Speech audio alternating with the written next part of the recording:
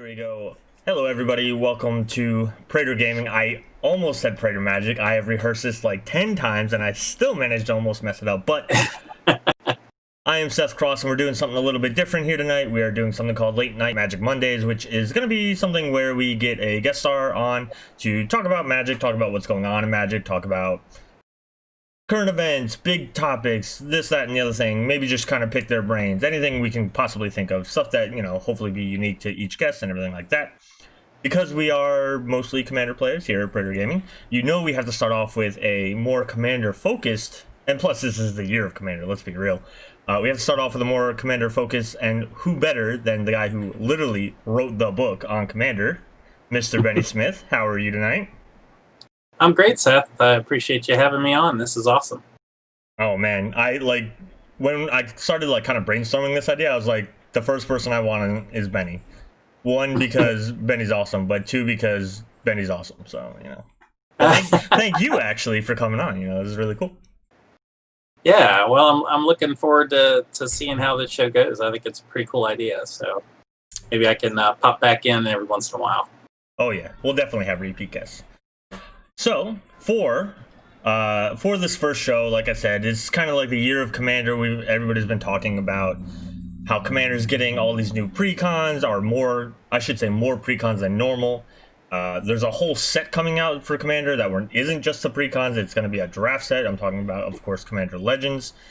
We got another set of precons just recently with the Zendikar Rising set, which was, in my opinion, very well done. And we're going to get more into that, of course, as we go. And, of course, we got our usual precons, which were pushed up in order to make room for everything else. So, first things first, and I don't think we actually originally talked about this topic, but what did you think of the first 5 decks that we got with Ikoria? I had to think about that for a second, but Ikoria, did you get to play some of them, all of them? Did you like some, not like some? Well, I didn't get a chance to play any of them out of the deck. Typically, I'll buy the decks from my local game store to support them, and then I'll take it apart for parts. Yeah. So, you know, I know a lot of them are designed well to play right out of the box and play against each other. I guess Gavin Verhey calls it the biodome, you know, playing the decks against each other, which is pretty cool. I mean, I love brewing decks, brewing up new decks, tweaking old decks. So like my big motivation for those decks in particular are just getting my hands on the brand new cards. Yeah. And I thought they were pretty good. My one complaint was just sort of dropping them right on top of the release of Ikoria. Just kind of felt like it muddied everything. Yeah. You know, like it didn't feel like each Ikoria, you know, basically the Commander decks kind of stepped on Ikoria's thunder, and then Ikoria kind of stepped on Commander deck's thunder. You know what I mean? Yeah, I agree with that a lot. Not just with those Ikoria decks, but also then with the Zendikar Rising ones. I don't know if anybody else felt this, but like I forgot so we bought our box. We buy a box with almost every set. We bought a box, we cracked it, and I forgot there were Commander decks to buy. And right. I was in my LGS, and they were like, you know, hey, aren't you big into Commander? And I'm like, do you know who I am? And they're like, yeah, yes, how come you didn't pre-order the Commander decks? I mean, we have a bunch, but how come you didn't pre-order them? I'm like, there were Commander decks? Oh, that's right, there were Commander decks. And then I'm like, oh yeah, the Rogue deck looked awesome. And I wasn't like super keen on the other one, the Landfall deck, but like that feeling of just like everything coming out at once, over and over again. And I know when me and Frexian Walker, who's another one of the Praetors for Praetor Gaming, we used to do a podcast called Reflections of the Council. We talked about products kind of like flooding from Wizards of the Coast over the past 2 years, I want to say. And right. Like this year is a really good example. We thought last year was a really good example. This year is a really good example of just product. And it just seems like it never stops. It didn't occur to me, but I guess just now it occurred to me that maybe like they did that to free up a little bit of breathing room because they had so many products coming down the pipeline. Mm-hmm. But I just feel like something that big should have its own room to kind of breathe. Yeah. I feel like this year I was excited for Commander decks and everything. Don't get me wrong, but with the way we used to do Commander, where it was like its own thing in the year, wasn't attached to a set, it did really feel like that special time of the year where it was like, we used to, like, I know a lot of people on Twitter used to say, like, it was Commander Christmas, right? Because that was when we got the new toys. Right. It hasn't felt like that this year. Like, yeah, Commander definitely has seen, like, awesome new cards for it. Not just the Commander precons, but even cards in sets, right? There's been really cool legendary creatures. There's been really cool, like, other kinds of cards. But it just lacks that, like, that shine, that sparkle that we all like. I don't get the warm fuzzies like I used to when preview season 4 the Commander set was coming up. Yeah, I do kind of like being tied to the release somewhat, because I do think that's kind of a nice way to sort of cross pollinate the interest. Like like when you get a lot of times when there's a new mechanic, one of the things that you sort of lament is that, well, there's not enough kickstart cards to make a kickstart deck, right? Yeah. But then they're like, okay, well then here's some commander some new commander cards, and all of a sudden you have enough to sort of build that deck. So I think that's kind of cool. It's just tying it to those themes also restricts it, right? So it's going to prevent maybe something weird, coming down the pike, because it's not going to necessarily fit within that. I'm sure they're going to shake it up, because they just have to come up with different things for each set. Like, I wonder, they may do something like each release will get like 2 of these, kind of like the Zendikar ones, where you only get a couple of new cards each one. Like, I could see where they do that regularly, because these seem to be a pretty big hit from everybody, from all the feedback that I've been seeing. People like the value of all the reprints that are in it, and they like the price point. Yeah, I definitely. So I think maybe one thing that they might consider doing going forward would be to have two kind of on ramp commander decks, precons that are tied to the release, and then maybe have a set of 3 or 4 decks that they just kind of release on their own in the year. Yeah, that also does open up like the possibility of like interesting reprints. Like, imagine now if they like Landfall, for instance. This isn't a great example because Landfall is not like that rarely used. We see it a bunch throughout sets every so often. But like, imagine if the Morph deck had come up and Morph had been the mechanic. Well, actually, you had a pretty good point before with like new mechanics. So the Mutate deck, for instance, from Ikoria. Mutate, there was a bunch of Mutate legendary creatures. There was one for each of the 3 color combinations. Each of the 5 3-color combinations. Sorry, I said that weird.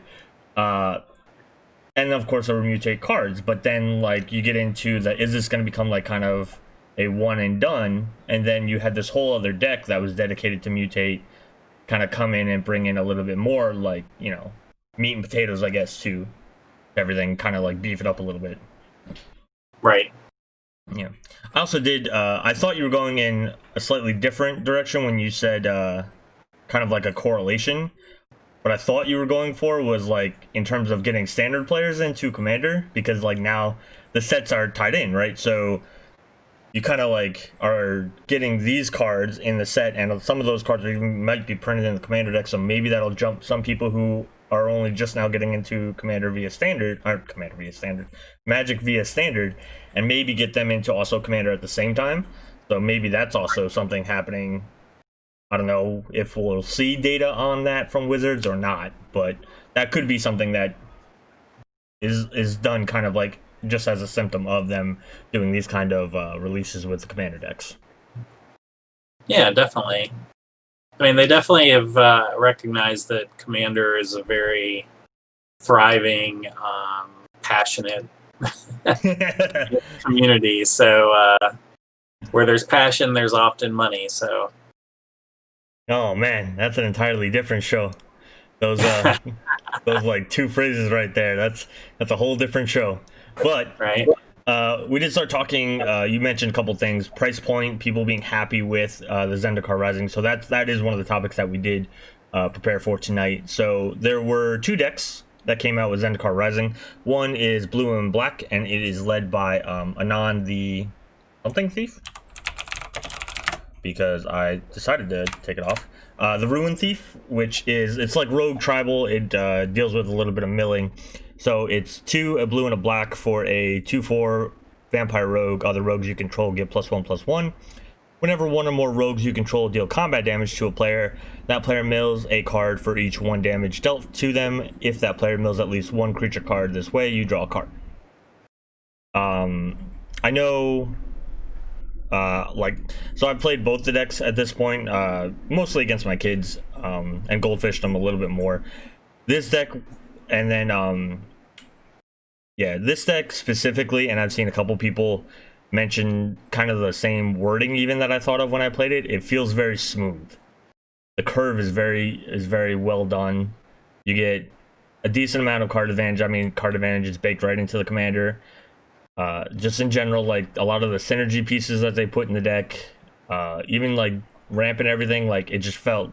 I haven't had, I think, a bad game. I haven't won every game I played with it, and I've only played like 2 or 3. But I've felt good playing the deck every time I've played it. Yeah, it looks really cool. I've goldfished it a little bit just to kind of feel how smooth it was as far as like drawing and everything, and it did feel very smooth and very nicely put together. The thing that I like about this rogue strategy is like it's not trying to deck people with milling. Yeah. Like it uses your opponent's graveyards as a resource, so you're sort of milling, cards into their graveyard, not to deck them, but to be able to plunder it, which is kind of a cool thing. Like I've always been a little leery of milling strategies because nobody likes to lose to being milled out. But I think it's kind of interesting that that this rogue strategy, especially in a multiplayer, is much more of a, I'm going to mill you out a little bit just so that I can plunder your library, basically. I thought they did a really good job with like that payoff of the mill. Like there's a couple of really good cards in the deck. There's the Black Primordial that allows you to bring a creature back. There's a couple other spells that allow you to bring, like, steal something from somebody's graveyard or your own. You would like bring back your own key pieces if they do wind up in the graveyard for whatever reason. So I think Bone Horde is in there, right? I believe so, yeah. Yeah. So just stuff like that, seeing it where like you're saying like a little bit of milling, and really like that little bit of milling is just to kind of initiate your own card advantage. So it's like, dude, if I only mill 3 cards from you every once in a while, that's fine. That's all I'm looking for, and like, who knows? Maybe I'll clear off the 4 lands that you don't need on top of your deck. Maybe I'm helping you, Yeah, it's definitely much more or much less aggravating as an opponent to just know that you're just getting milled out a little bit. You're not like your opponent's not trying to deck you. Yeah, nobody's trying to cast Traumatize here for half your deck or anything like that. Right.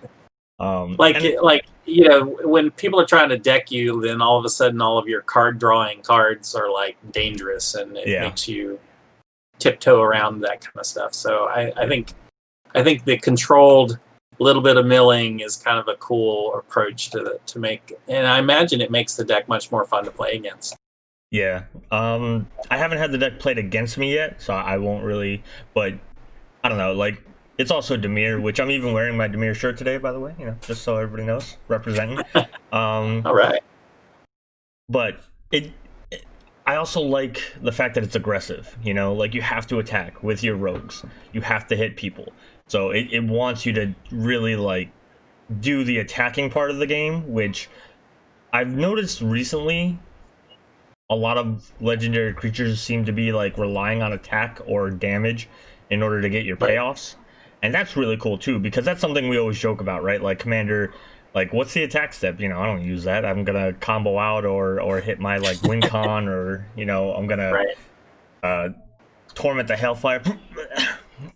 Sorry, I Right. threw up a little bit in my mouth there saying that card, but you know, like that's how I'm gonna win. So to see something that's like, hey, I really perform well, like this deck really performs well by attacking and hitting, and like even more so, like it's not in Boros colors, Right. which is of course why it draws cards and it's good. But wait, hold on, Right. no, I'm doing I'm doing this wrong.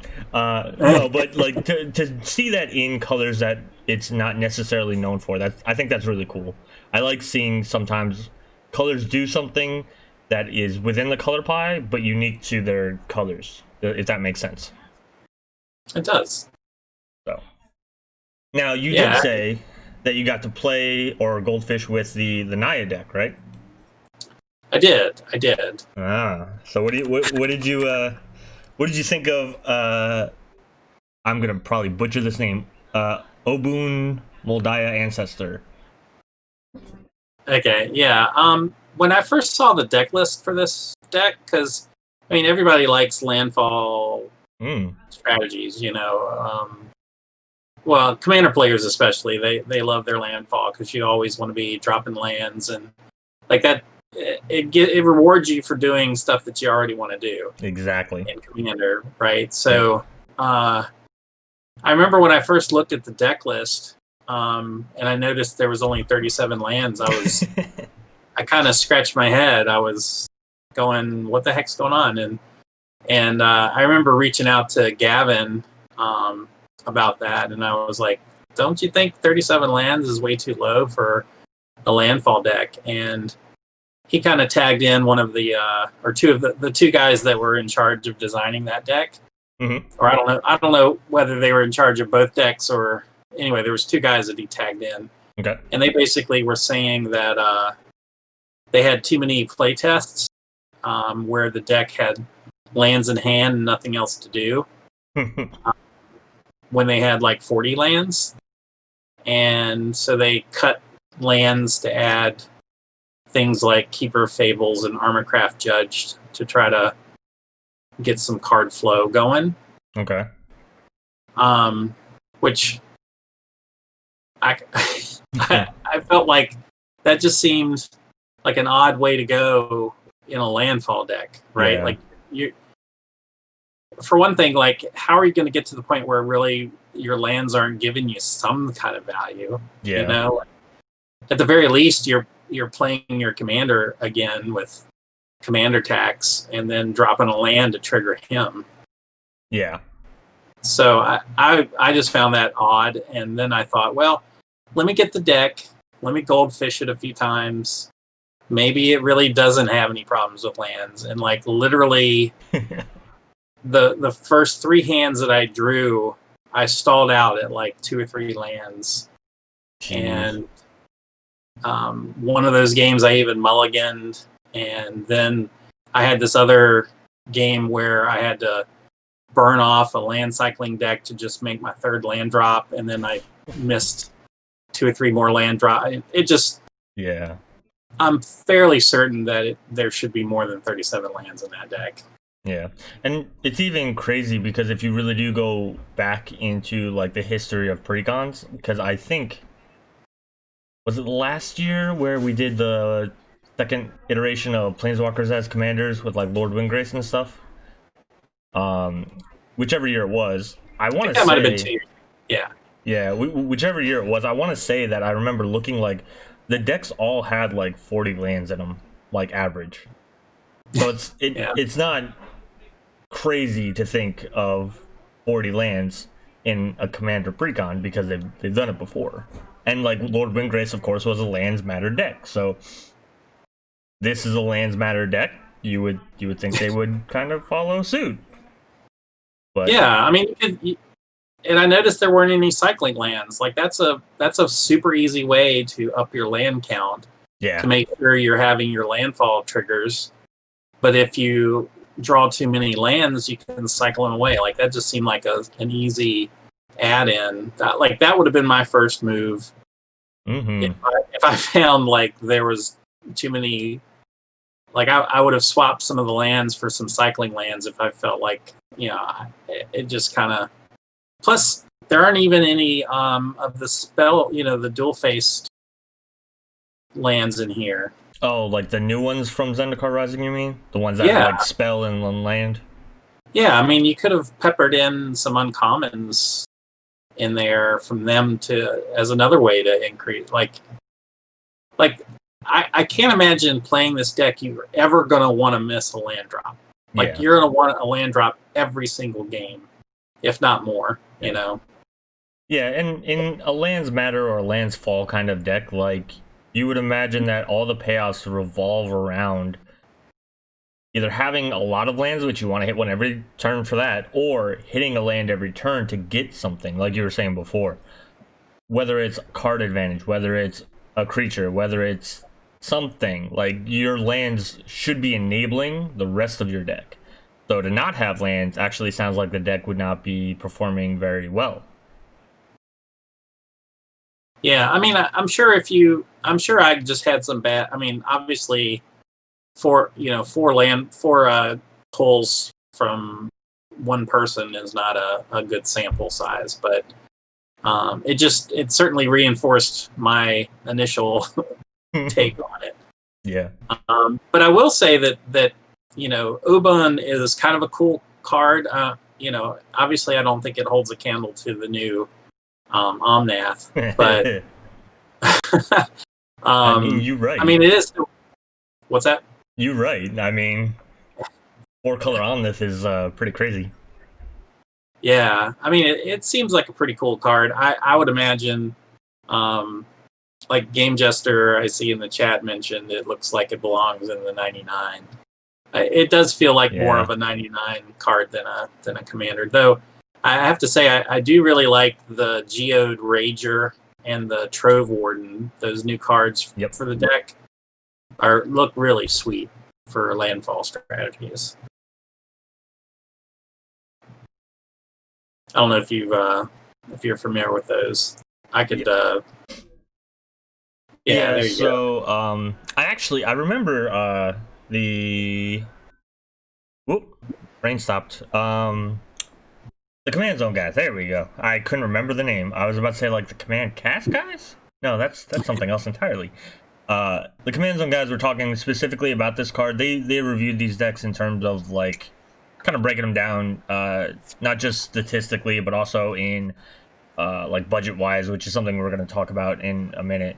But like they specifically, like they kind of picked on this card a little bit, saying that it costs 6 and like why would it cost 6 with, you know, everything. But I think landfall, go to each creature target player controls in a landfall deck, right?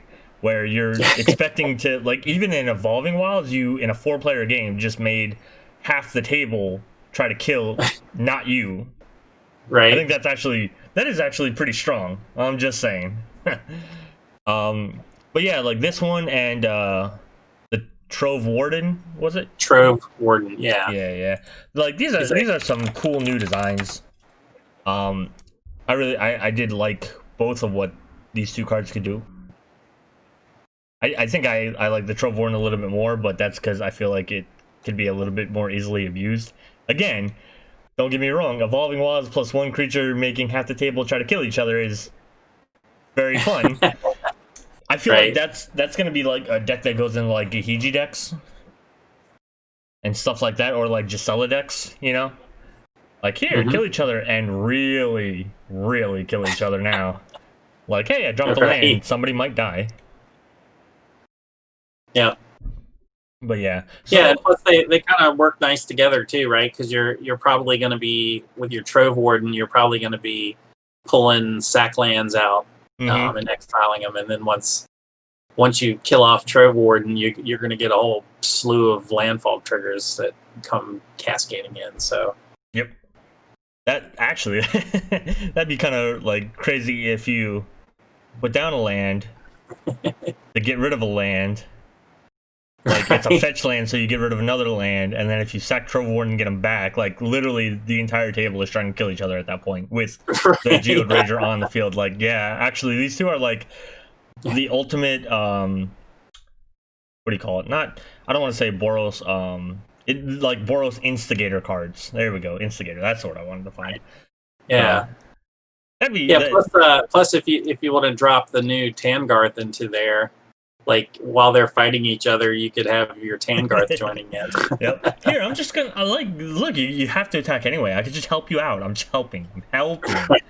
I'm group hugging right now. I'm just hugging you all to push each other into the fight pit.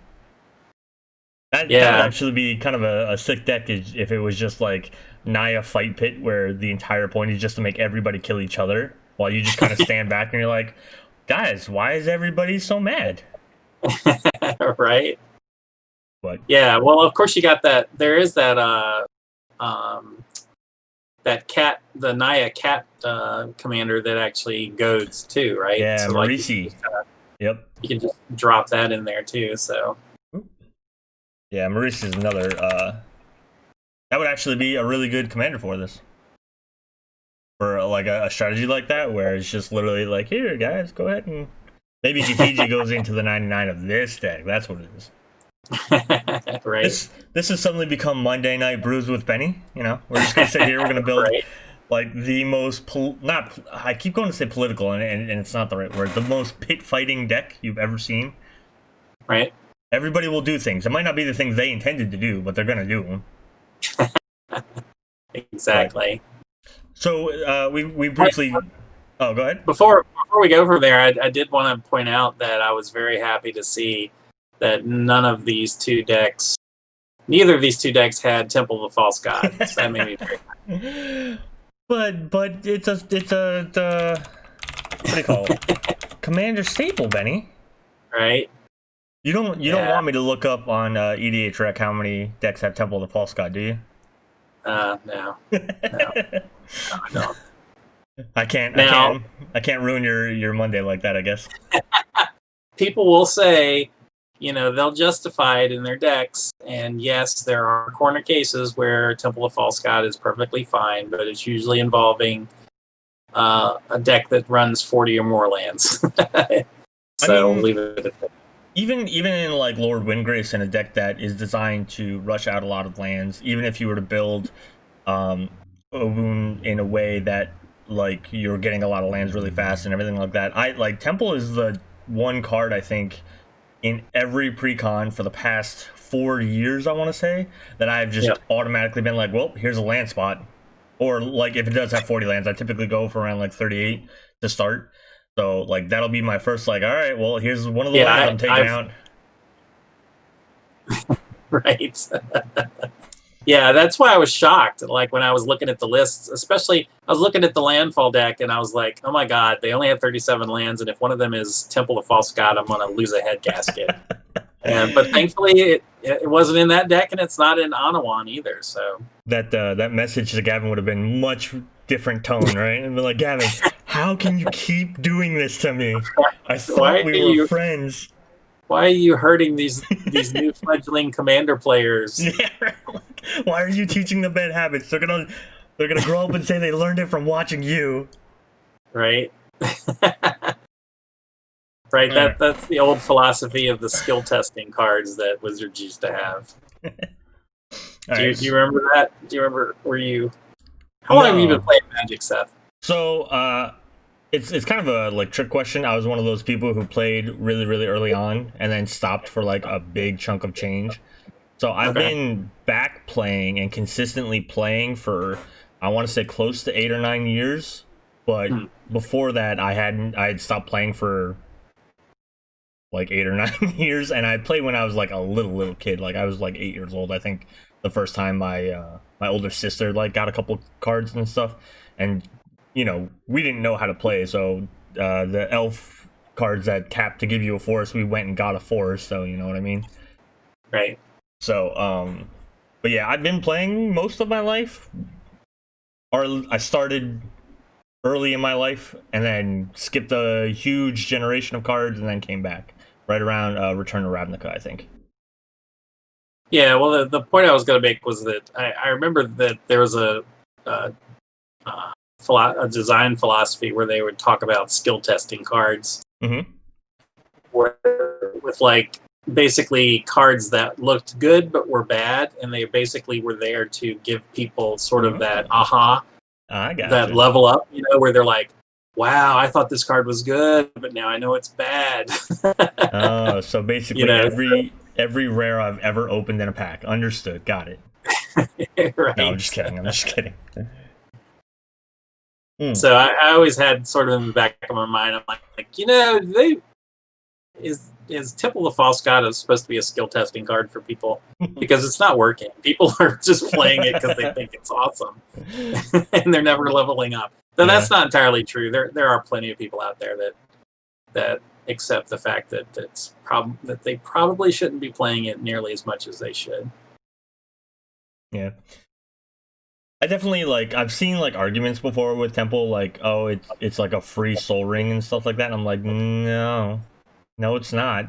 Not like, so turn 1 soul ring and turn 1 Temple of the False God are massively different. And nobody's gonna convince me that they're anywhere on the same solar system, let alone the same planet. Right. But so we briefly talked about pricing for these decks, and that's something I was actually really impressed, because I watched again folks over at the Command Zone. They did a really well detailed breakdown of the reprinted cards, what they were at before the list came out and everything like that, because there's always there's always a potential for cards to go down once people realize they're being reprinted. I want to say that both of these decks were close to the 110 in terms of estimated value for what they, again, before the lists were revealed. And the average for the year or the set before was $89, something like that. So you're talking $20 more value in reprints, and because they obviously couldn't judge the new cards because they were brand new. So but that's just in reprinted cards. So that's a nice little extra to see, especially because these did not cost as much as the normal precons do.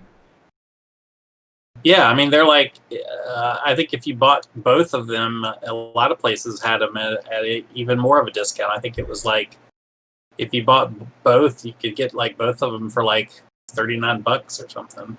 Yeah. So that's half of what the Ikoria decks cost. Yeah, it was almost like a 2-for-1 compared to what the precons normally cost. I think precons for Ikoria, I think we're at $40 a box, because I think they jumped up a little bit. So yeah, if you're getting 2 decks for $40, that's, and again, the price value was higher for these decks overall, with reprints or the big reprints in the mirror deck. I swear I remembered. I think Sig was one of the higher up ones. Ona was one of the higher up ones, which surprises me because that was just in Secret Layer drop, which I know doesn't super affect prices because it was special art. But I was surprised to see. Arcane Signet, right? Arcane Signet was one that obviously people want to see more copies of out there. Yeah, I really hope we're gonna keep going forward where Arcane Signet is another soul ring, just so that it is available, because I would hate for it to not become available, because that's just gonna shoot people in the foot when these do eventually get gobbled up off the shelves and stuff like that, and there's no more. So looking forward to that. Plus I liked the Myriad Landscape reprint with the new art. That was kind of cool. Yeah, I thought I don't remember if it was in this set or the previous set, but somebody noticed, I want to say somebody pinged Shivam on Twitter, hey, did you see the new art, because it looks really pretty? And that was the first time I noticed it too. I was like, first of all, I don't even think I really realized that the card was in the deck. I'm not gonna lie to you. lands and precons don't super typically interest me because I don't expect much from them. I'm not one of the people who are like, oh, maybe this is the year they put fetches and shocks in the precons. It's not gonna happen, most likely. So I tend to sometimes glaze over the lands a little bit. So yeah, somebody pointed out the art, and I was like, oh, that is Yeah, really nice. pull up the art. It's pretty cool. It's much better than seeing Temple of the False God there. No. I was just gonna leave it there for like the rest of the stream. No matter what we talked about, I was actually gonna copy and paste that over my card. Right. No. So I'm just talking to Temple of the False God. It's haunting me now. Yeah, that's such sweet art. That's so cool. I do want to say, the art in this set was also like Zendikar Rising in general, not just the commander deck. Was like, I pay attention to art, right? Certain things always kind of resonate with me. Certain characters will resonate with me. Certain styles will resonate with me. Like I can almost always tell before it's announced which card Magali's done. Right. Because she just, like, her shading and everything, I've just started to recognize it. She's probably my favorite artist in the Magic world. But, like, this set was really good on art. Like, there were a few cards that, and, like, a lot of the alt arts, too, were just, like, I looked at it and I'm like, man, these are really pretty arts. So. Yeah, definitely. They always seem to bring their A game with Zendikar, don't they? I think it's that fact that like it can be like a landscaping art thing, you know. It doesn't have to have a lot of structures. It doesn't have to have like even a lot of people in the arts. Like it could just be like the wilds, you know, because that's what Zendikar really is. It's the wilds with like these surges of mana creatures and stuff like that. Like Omnith. We got our favorite, you know, 4-color now. We gotta come back for the 5-color, you know. I have a theory for the 5-color Omnath. Oh yeah. So he's going to be Locus of Locus. So he's going to be a land creature Locus elemental. Oh yeah. So he's going to play with the Locus cards. You know those lands that were called Locus. Yeah. So I'm sure that's not it, but Nah. It made me chuckle thinking about that the other day. I like he's gonna be on that Locus of the Loci. I like there were like some people when the art for Omnith got previewed. People were like, oh, okay, so we are gonna get one for Zendikar, which we kind of guessed, right? Everybody predicted, but some folks were holding out thinking that the Omnith would come in Commander Legends. And then as soon as the art got previewed, I started seeing like predictions like, oh, so we're gonna get the 5-color one in Commander Legends. I'm like, I don't think that's how that works. Like, right. It's possible, I guess, right? Commander Legends is supposed to be like, you know, isn't like tied to one specific world, I don't think, but I don't think that's gonna happen. It'd be weird. Yeah, I think that would be weird. I mean, it was a little weird to have Omnath pop up last year in the core set. Yeah. It's a little weird. It's 3-color. But I guess they had some elemental themes going on, so I guess they just figured it was a good time to pop him in there. Yeah. Can't have elementals without Omnith, right? Yeah, he likes elemental stuff. Yeah. Speaking of Commander Legends, though, we do want to talk a little bit about that. Coming out soon, we have seen some of the cards come out for it. I think the first... I don't know if it was the first one, but Sengir is getting a... not a reprint, a new card, which I know a lot of people are excited for. Partners back, which I never thought is a thing I would ever say. Like, yes. Go ahead. Well, no, I think it's interesting, definitely. It's kind of cool to see his card.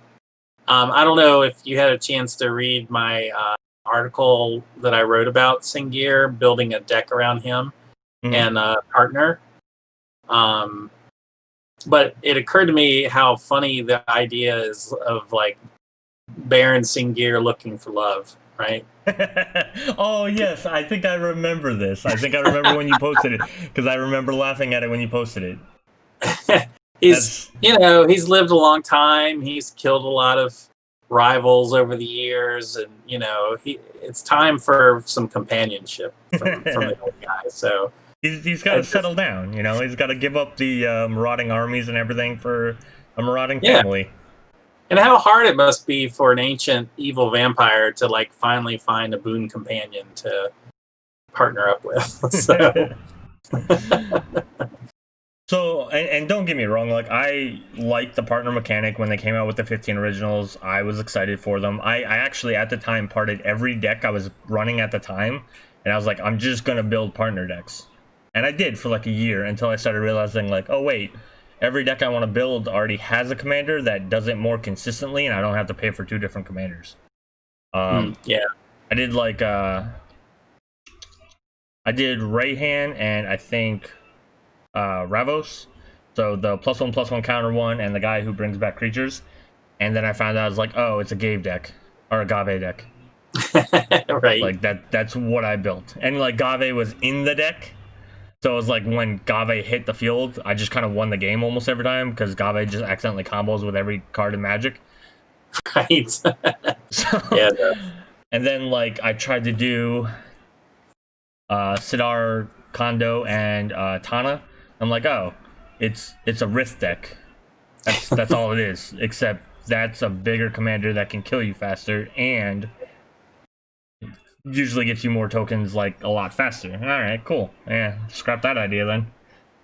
So, but as far as like when I think about partner, and I've said this a lot over the past like however many years since the first ones came out, I feel like it's hard to create more for them from a design point because every time you make a partner, not partner with, but a partner, you have to compare them to every other partner that was previously printed and make sure that you're not doing something crazy. Right. Because all it takes is like that one broken card, and that becomes, you know, either the biggest thing that, you know, Magic Twitter is gonna become outraged about. That wasn't a snarky quip at all. Or like it's just gonna be like it might have to get banned because otherwise everybody just runs like whatever the dumb combo is. So yeah. I'm gonna be very interested. We've seen a couple partners, Sangir's one, Alana and Alina? Halana. Okay. Elena and Halana. Ow. I was close. I'm messing up my syllables. They're a green and a red partner, which the fact that they don't have partner with is weird, but you know what? We'll give them a pass. And then I'm actually excited for the Prismatic Piper. I think I'm like the only one, because everybody like talked about it for about 2 seconds and then like pooped on it. I'm actually with you on that. I think Okay. it's interesting. Like it's a interesting quote do nothing card, but adding another color to an otherwise monocolor deck is kind of cool. Yeah. I just like what if you want to build a Singir deck that's all about vampires, but you're not really interested in any of the other partners. Yeah. But you want to throw in, like, maybe you want to have access to the blue-black vampires, so you throw in Prismatic Piper, and then you have blue. Exactly. So I'm also weird. Obviously, you know the Commander Versus guys. One of the themes that they do about every couple sets, I want to say, it's not every set. I wish they did it every set because I would be very happy. Is the add a color set? The first time they did it, Stephen Green ran Gonti and put white with it. And for those of you who have never seen the episodes, it's literally just that's what it is. It's they pick a commander, they're allowed to build with one extra color. It's just house ruled in. I loved that first episode. I know everybody else who was at the table probably hated it because that deck went off and it was hilarious. But I something about that like stuck in my head, and I was always like, man, I really want to try that. I want to take one of my favorite commanders and just add a color and, you know, talk about it with my group and everything. And this is literally just add a color to any of the partner commanders, and I think that's really cool. And I've really been putting a lot of thought into like certain partners that I felt were underwhelming, and seeing if they can become more focused with another color. Right. So, like, the one that I keep going back to as an example whenever I talk about this is Silas Wren, who's the blue-black artifact one. Mm-hmm. And I just want to toss in Piper and maybe add white. Or red. I don't think green will work here, but just white or red, not sure which, and just see like what kind of artifact shenanigans I can get up to with that. So Yeah, I have a feeling when people start trying it, they're gonna like it a lot more than they are right now. yeah. I think it's really easy because I mean it is literally a 5-cost 3/3 that does nothing except add that color.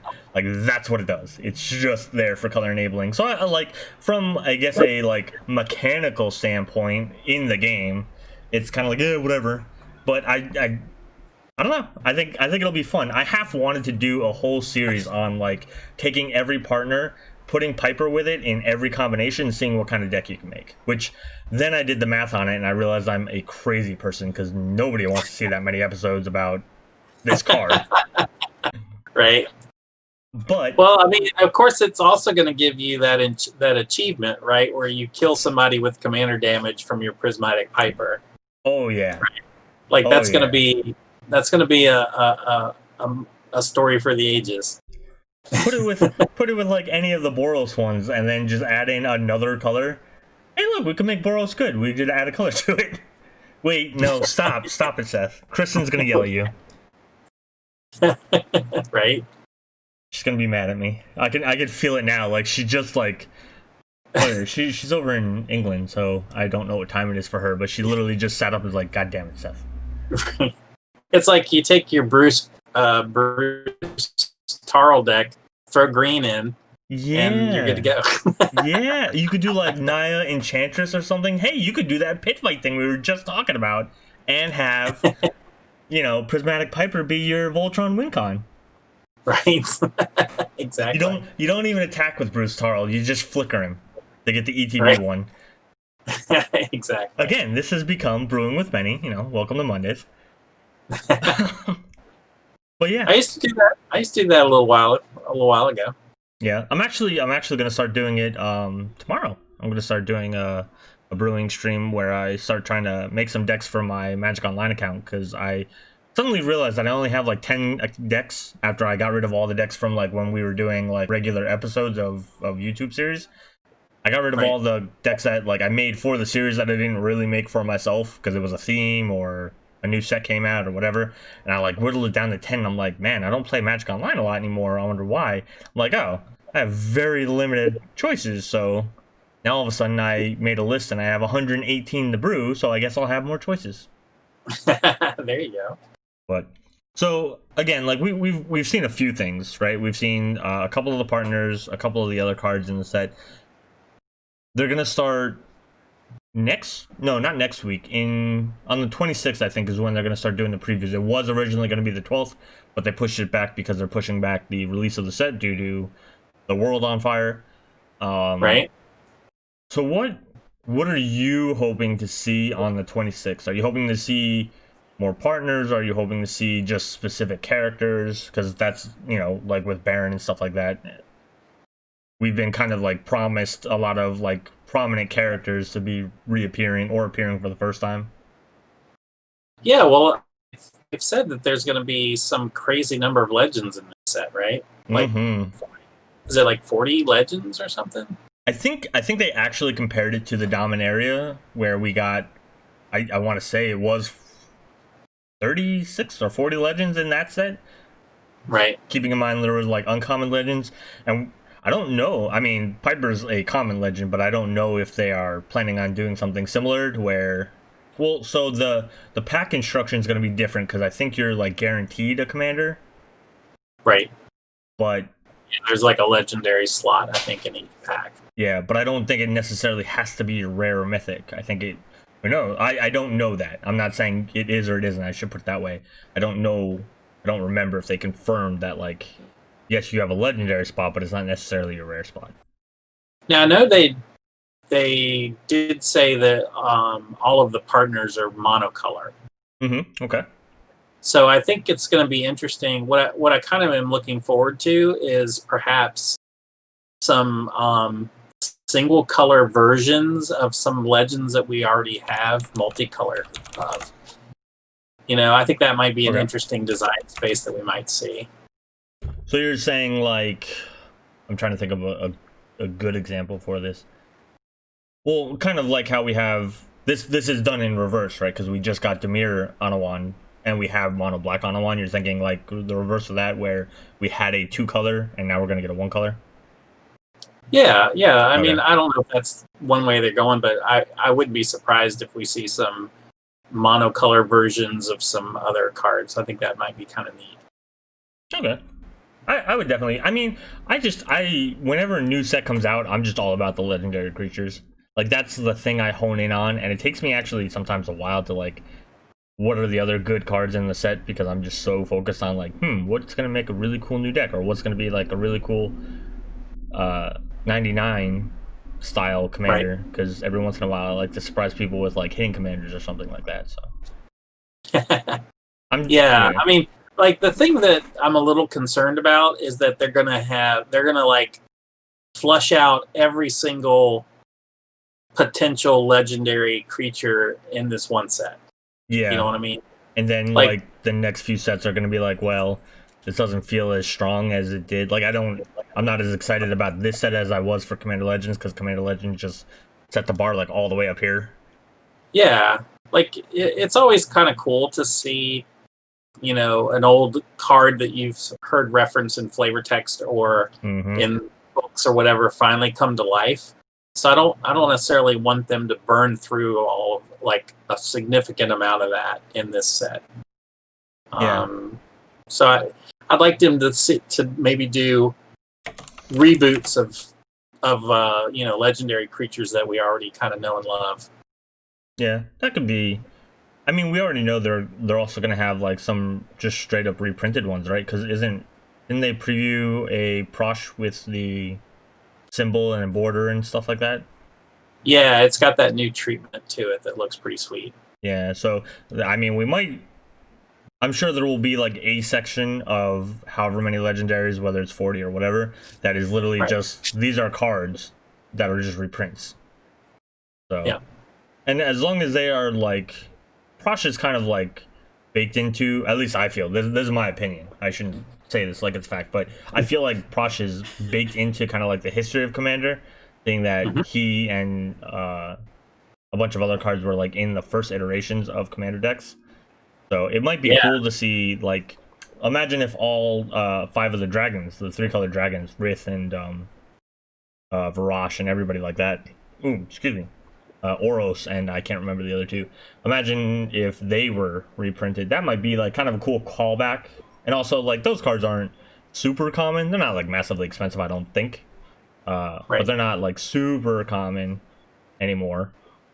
That might be interesting to see. Just kind of as like a nostalgic thing for people who had those original decks, or like saw them come out but didn't get them and then got into the format later. And then of course they did become hard to find. So it's like, oh, I wish I had gotten them. Yeah, and we know we're gonna get the enemy battle bond dual lands, which is pretty exciting. Yeah, wow, that was like a year and a half ago, right? Battle bond, or no, 2 years ago? Was it 2 years ago? Yeah, because might have been 2 years ago.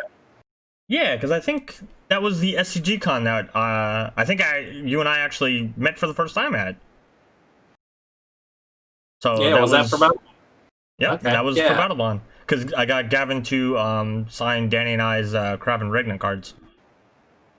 God, that was so long ago. you remember events, Benny? Yeah, good old events. good old people and seeing friends and stuff like that. All right. So the last thing I think we want to talk about, it's obviously kind of a hot topic in at least Magic Twitter. We're not going to get into like the hot topic part, but in the most recent stream that they did for the like the official Magic stream, they did talk about how IP crossovers are something that they're kind of testing out. And I mean, we've seen them in the past. We've seen the robot check-in card. We've seen the My Little Pony cards. We've seen the Transformer. We saw the Sword of D&D, which by the way should be black bordered, just saying. Right. I would play with it in a heartbeat. I have it in a deck somewhere. But like we've seen IP crossovers before, and now they're talking about maybe doing them more with I'm sure Hasbro owned licenses or ones that they can partner with or whatever. So instead of focusing on the stew that went on this past week, we want to focus on something more positive. So you and I have talked. You're a fan of The Walking Dead, right? Yes. So, Yes. I mean, it's been a bumpy ride. Quality has sagged a bit here and there, but I think they've been kind of lifting up. I've always been a big fan of horror, and basically I became a fan of horror and fantasy at the same time. So I got into Dungeons and Dragons, which led me to Magic, and now with The Walking Dead, I've got my horror added to the game too, so that's kind of cool. Yeah. So that's obviously an IP that you're interested in seeing crossover for. With them talking about doing more crossovers, I'm just curious, like, what universes or stories or shows or comics or anything really would not only you and I, but like other people, right? So for those of you who watch this later on YouTube, definitely make sure you comment below like IPs that you would like to see crossed over. That'd be awesome. It's just it's like an interesting thing to think about. And I know one that I kind of sort of did with my kids a while back. Right before they started getting into Magic, they were really into How to Train Your Dragon, the movies, and I went to like the mtgcardsmith.com, grabbed like art off the internet and stuff like that, and I just kind of like half-assed, spent an hour or two coming up with abilities and stuff for like the Night Fury and the other dragons that were in the movies and everything like that, and showed them to the kids, and they were really excited, and they didn't really at the time understand what the cards did like mechanically, but just seeing like another character that they really knew and really liked on something that they knew I was really interested in and that they were getting interested in, like they were excited, and that's cool to see. And I think that's like the most important things with IP crossovers is not necessarily like the negative parts, but like think of how like people who really enjoy this thing think of how they feel, and especially when it comes to like kids and stuff, right? So that's something I would like to see for my kids. How to Train Your Dragon, get some cool new dragons. Yeah, I think it's a little tricky with these IP crossovers that the world that you're sort of bringing onto a Magic card is not that far divorced. I think obviously with The Walking Dead, it's much more real, right? So like other than zombies, it's our world that they're in, right? So I think it's tricky when you try to portray a villain on a card when the villain is kind of real in a lot of ways. So I kind of feel like maybe they should steer clear of that kind of stuff and maybe do like one of the things that popped in my mind when you were talking about this was like Stephen King's The Dark Tower series. Obviously, as a horror fan, I'm a big fan of Stephen King, but the Dark Tower kind of crosses into a fantasy. I mean, it's basically a big epic fantasy series, and I think a lot of the iconic characters in there would make some pretty fun Magic cards. Yeah, I also I don't know if you're familiar. Are you familiar with that series? I have read at least the first two, I want to say. Okay. I believe it was the third book that I kind of got lost on. Is it the third book that starts with the giant crab? Spoilers.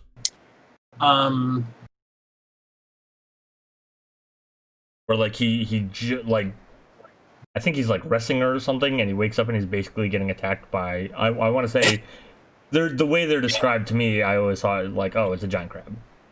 Yeah. That I think that might have been the second book actually. So okay. I don't think you got too far into it. That's fair. It was either the first or the second book that I made it through. I remember reading the first book. It's basically kind of like for people that may not be familiar with it, it's basically kind of like you sort of take the King Arthur legend and meld it with like a gunslinging Mm-hmm. Old West feel, and then sort of drop it into kind of a post-apocalyptic / fantasy setting. Yeah. And there's magic, there's technology, there's good, there's evil, there's monsters. It's just kind of a really funny, and there's different worlds in it. So Yeah. I think the world would kind of mesh pretty nicely with sort of Magic's feel. Yeah, especially like you're saying, there's different worlds and we have, different planes and everything. So it does fit thematically in with like the structure, I guess, like the universal structure, if I'm thinking about that correctly. But I could definitely see the Dark Tower. I know everybody was making jokes about IP crossovers this weekend, so somebody then spouted off like Avatar: The Last Airbender, and I was like, first of all, everybody just stop. How do we do this?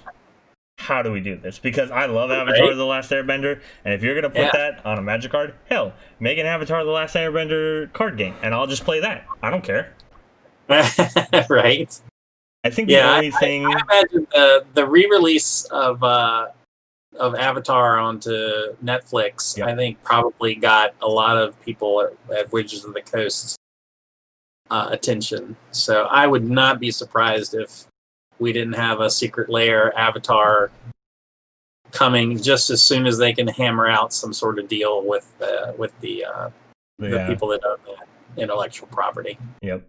I think, and I was not brainstorming it, but like trying to think. I was like, I think the hardest part would be is that there's 5 colors of magic and only 4 elements. Like, granted, like they eventually branch off into like metal bending and blood bending and stuff like that. So they're like kind of like subgroups of the Right. overarching elements, but none of them really feel like a different like color.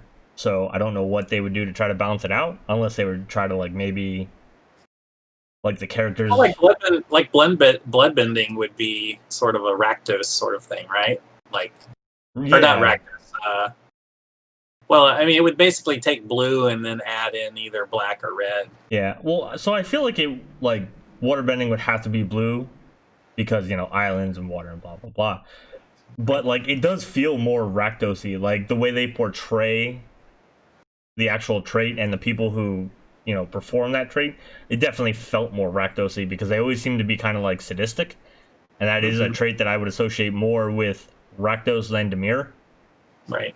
So, but yeah, like But of I course, earthbending would be kind of weird because you would think that would be green, but then the higher form of earthbending is metal bending, and of course, metal is the antithesis of green. exactly. So there's and plus like the actual land type for red is mountains, which is usually like you see them bending rocks and stuff.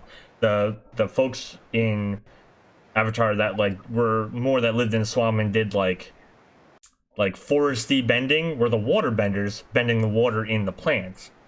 So Right. like it would be like kind of hard to do it thematically, but I still like if you could make it work, if they could brainstorm and everything and make it work, 100% would buy that Secret Lair drop, no questions asked.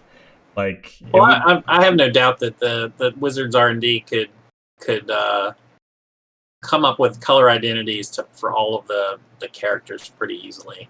Yeah, Because they all have very strong. They're all very strong archetypes. yep. I think it'd be pretty easy to come up with what color combination. In fact, anybody in the comments, I bet it'd be fun to see if any of you guys could come up with that. Oh yeah.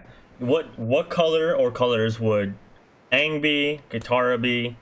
I feel like Katara would almost be Azorius because she is very like not like strict, but she does have a routine, right? Like she always clashed with Toph about that. Like Toph was kind of like a wild child, and Katara was like, "No, we have to do things a certain way because that's just like the most efficient way of doing things." Blah blah blah. So I feel like she would kind of be Azorius. Aang, I'm not sure about because I'm not Right. 100% sure. Like pure white, maybe like just white, mono white. Uh, Yeah, I think Toph would be green red, don't you think? yeah. Oh yeah. I think Sock would actually be Boros, despite being like Water Tribe, because he's not a bender, but he was like, he became a sword master and everything like that. He kind of Yeah, became like a, and then he's very tactical. yeah, and then his like showing him in flashbacks through like Legend of Korra, he became kind of like a not a military leader, but he did become like a national leader. I think he represented one of the water tribes at some level. So Right. I feel like he would be kind of like Borosy. So Yeah. interesting to think about. Those are just obviously like quick blah. I'm sure if we put more thought into it, we would tweak it and everything like that. But the other one that I could think again, and like I found it really hard to like think about this for myself and not just like for my kids. The Lego Ninjago. I don't know if you've ever seen it. I'm aware of it. Yes, my Okay. kids are a little old for it, but I am aware of it. So my kids go through like a phase of it every so often where that becomes their favorite thing, and it's perfect because the ninjas are actually all the colors of magic. There's a white, a blue, a black, a red, and a green ninja. Ta-da! Look, I just did the Right. whole Wizards. Pay me. Boom. Secret layer already done. Because I thought about this, Danielle. My wife in the other room just goes, "Why did you actually notice that correlation?" I'm like, "Because I have way too much time on my hands." But yeah, like, come on, Wizards. I'll send you my PayPal. Just royalty check. That's all I need. But Right. I think that would be kind of a cool one. Again, like, and that's obviously aimed at kids. But that would be something they get excited. Like my kids would love that. My kids would instantly be like, "Oh, can I make a commander deck out of this?" Instantly, they'd pick their favorite one and be like, "I want a commander deck," Right. and then I'd have to brew more decks. Yeah, why not? I mean, definitely tapping into that young enthusiasm. Get them, get them playing Magic at a younger age. Yeah. You got a customer for life, maybe. I do, and just kind of like branching off of that, Gavin the other day put out a message about a letter that he'd been sent, where the person was describing like what Magic had done for them throughout their life, as far as like getting them through like hard times and stuff like that. Right.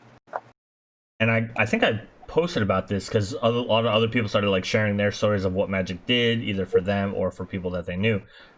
I honestly believe that playing Magic has like started helping my kids like try to get more invested in reading, because my oldest son Eric is he's 9 years old and he struggled with reading a little bit, and that was like one of the things that we used to I'll be honest with you, we bribed him, was that like he wanted to play Pokemon on the Switch, and he wanted to be able to play Pokemon cards, and he wanted to be able to play Magic with me and his mom.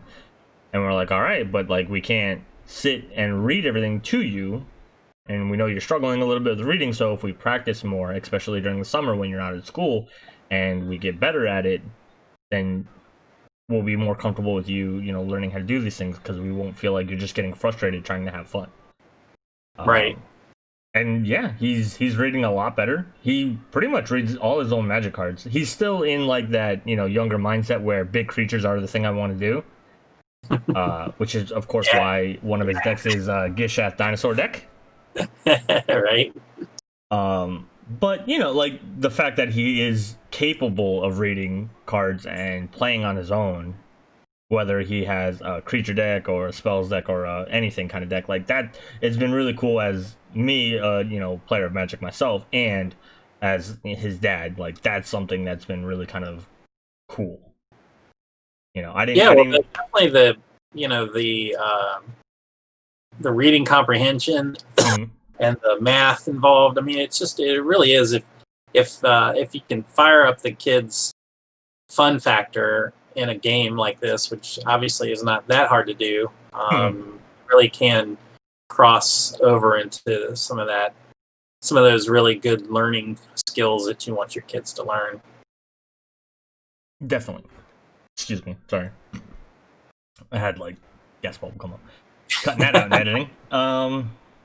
Yeah, I definitely agree, and I mean it's just a great thing to just push them toward getting better at a thing. Yeah. If you can use something that's fun as a tool for learning, then definitely why wouldn't you? Fun shouldn't be all just, studying and blah blah blah, especially at that age. Yeah, absolutely. But I think we are gonna wrap it up. You feel good about every topic we've hit on today, sir? Yeah, I think we had a nice, good, wide-ranging conversation. Yeah, I definitely enjoyed it. This is one of the things that I don't get enough of. Like, sure, I get to talk to people on Twitter about Magic, but I feel like a lot of times it gets muddled down just either between so many interactions that are happening at once, or as a phrase that we used when we were talking the other day, the outrage machine. Won't go into it too deep, but it's out there. Right.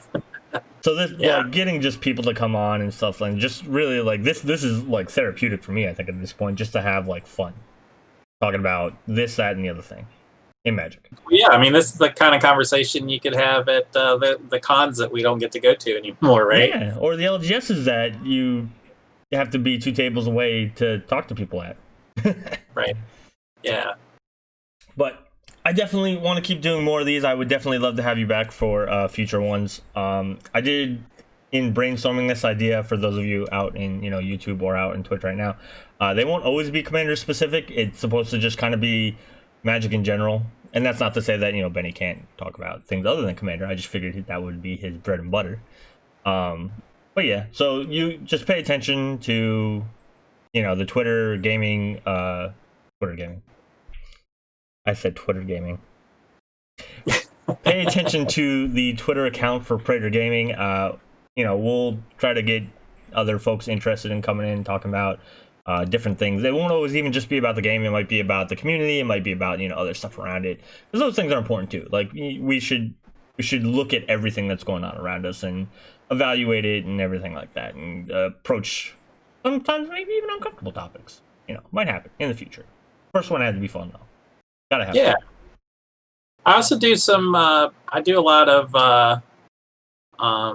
playing on Arena. I play a lot of Brawl on Arena, so maybe that could be a subject for some talk down the road if anybody's interested in that.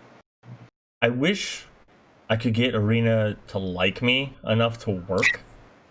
Because every time I've tried it, like, I've basically gotten to the point where, like, I think I have to reinstall it, and at this point, with all like the patching and everything they've done to improve it and everything, I'm just afraid to uninstall it and reinstall. Like, how long is this going to take me?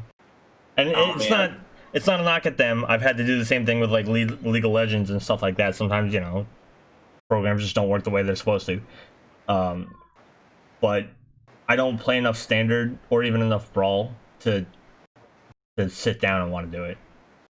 But the reason why I kind of wanted to I wanted to mention that is that I've built a Brawl deck around just about every single legend that was printed in Zendikar Rising. Oh wow!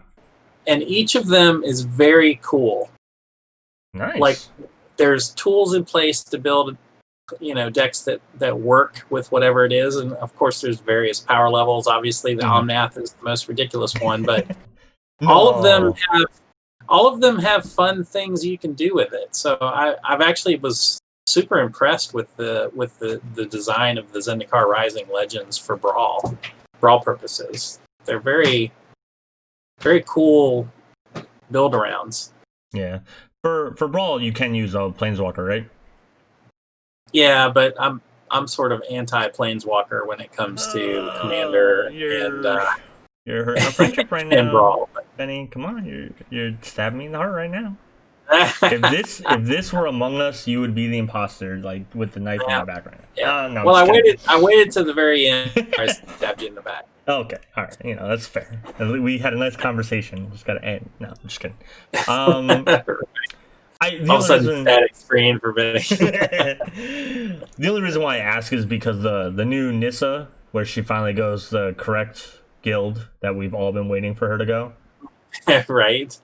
So that's the only reason why I ask, because I would definitely want to build a deck. I could always rule 0 it in paper, which I probably will.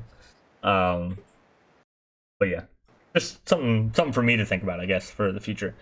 Of course, we can find you on Twitter, Twitch, and writing articles for SCG, right? Yes, I write about Commander every week for StarCityGames.com.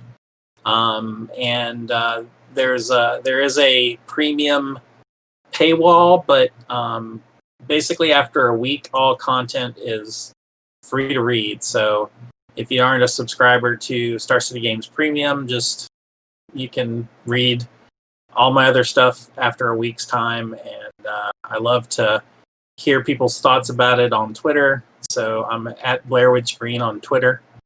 And I also have some YouTube videos, and I do some streaming too. And I'm known as the Complete Commander for both of those channels, after the ebook that I wrote about Commander. I actually, I think the very first event I ever went to, and this is, first of all of his links will be in the video description below for YouTube. And then I think the first event I went to was the one where, with like the Commander package or whatever they called it, like they gave you a memory stick with the book on it. Yeah. And I remember I got it, and I'm like, I've read this like 5 times. So I mean, don't get me wrong, like I'll definitely take it because it's free stuff, but not free stuff like it's included in the package, but you know what I mean. But like like, come on, you're talking to the guy that I know what's in this. Trust me, I got it. I'm actually I'm breaking some breaking news. I'm actually working on some revisions to the Complete Commander. Oh snap! I'm going to try to get all the revisions done by the end of this year. So there'll be a 2020 revision of it, which it's actually been like 6 years since I touched it. So it's kind of long overdue. Yeah, I mean the format changes so much over, like you said, 6 years. Yeah. Format changes just so much in a year, really. Especially like years like what we have right now, where we're getting so much Commander attention. I can only imagine what the revisions are going to have. I definitely going to read it, so can't wait. Yeah, I mean, the thing of it is, on one hand, Commander is sort of evergreen, right? So, like, if you build a Commander deck, more or less, you could sit it in a shoebox and bring it out 5 years from now and still play it and probably still have fun with it, unless there's something that got banned or something. But odds are probably pretty good that you'll still be able to play the deck. So I haven't felt a huge sense of urgency to get the revisions in, but 6 years is 6 years is a long time, so it definitely needs a little polish. And there's been a lot of cool cards that have been printed in 6 years. Oh yeah, I do. That's actually something, now that you're talking about revisions, I remember the parts, kind of like the story-ish parts that were written, if that's the right way to describe them. Like, kind of like they were written from the point of view of a player talking to like their commander and stuff in like a battle. Yeah, like it was basically sort of fan fiction. Yeah. Right. I would be very interested if like the revisions had some of the newer commanders, like new scenarios, because there are new legendary creatures. That would be really cool. Just throwing it out there. Yep. But all right. Again, this was definitely fun. Thank you so much for coming out. You are, of course, one of the most awesome people ever. Like, let's be real. You are too, man. You are too. See, that's Benny. That's why I love talking to you. You always make me feel so good. But I had a great time talking with you. It's always a pleasure. Yeah, we'll definitely do this again. Yeah, if you guys. And I wish your program all the luck. I hope you get all kinds of great people to come and chat with you. Oh, here's hoping. And you're great people, so you'll be back. So. For those of you who are watching this out on YouTube, make sure, of course, you like the video. Make sure you check out Benny's links that will be in the video description down below. Make sure you're subscribed. Of course, ring the bell so you have notifications turned on whenever there's new stuff. You can, of course, join these streams. Right now, they're Mondays at 8:30. This is the first one, so I don't know 100%. It's probably going to kind of adapt to guest schedule if like they can't come on a Monday. Just, again, try to be aware of the Twitter account, which is twitter.com/Praetor_gaming, because Praetor Gaming was taken. Thank you. And twitch.tv Praetor _ gaming as well. And yeah, that's about it. That's a wrap. See you guys next time. All right. Have a good evening.